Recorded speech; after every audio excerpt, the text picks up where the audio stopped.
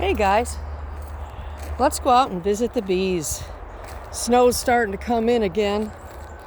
I'm just going to go and take a little peek, see how they're doing. Like I said, I don't like the trail. It looks like my honey has gotten it cleared a little bit for me. My boy and my honey have been doing this stuff. And it's a little bit easier to get out here.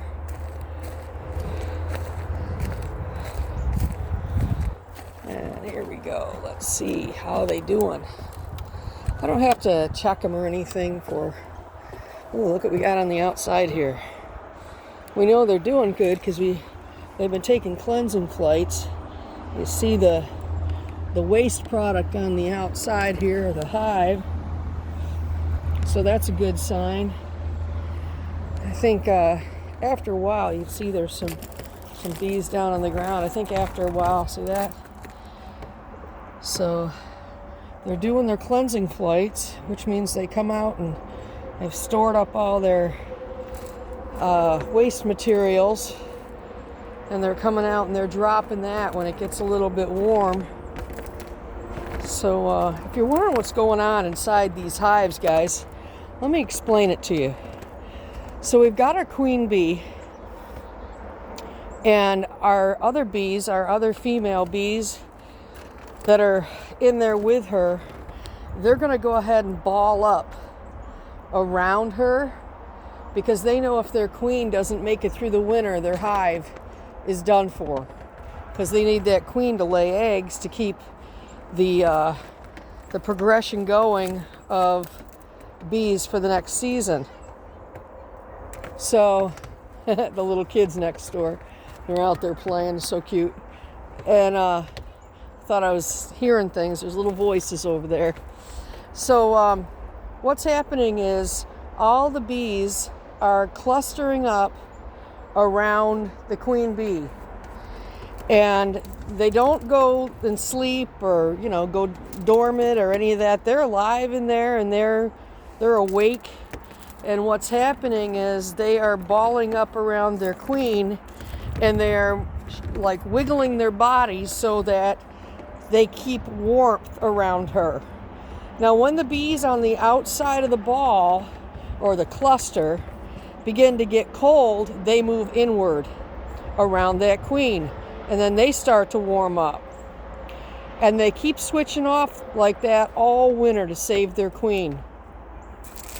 As it starts warming up, that queen's going to go ahead and start laying eggs, and down in the bottom brood boxes, the two on the bottom, you can't really see them right now because I've got them all closed up, but right now there's a bigger box down here on the bottom and another big box here, and then a smaller one up in the top that has honey in it, and down in the bottom they should have some honey still also.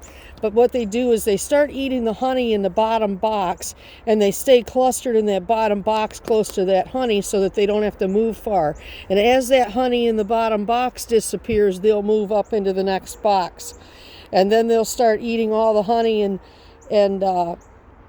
pollen that they've stored up there, and then they'll move up to the top. So when I open these up and I see all my bees up in the top, and they are like all of them up in there, I know that they've run out of food down in the bottom boxes, and I got to really watch that sugar. But my philosophy is overfeed is better than underfeed.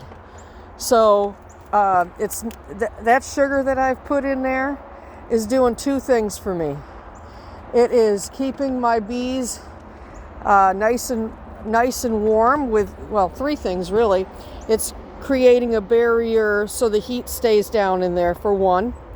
For two, it's the bees are creating condensation because of the fact that they are creating heat inside of this closed box that only has ventilation here and ventilation there. So you've got condensation, and it's collecting on the inside of the hive, and it will drip on the bees and do them in if I don't have that sugar in there or another way to absorb that moisture. So what's happening is that sugar, when you have sugar in your kitchen and it's damp in the air, how it hardens up, that sugar is collecting that condensation.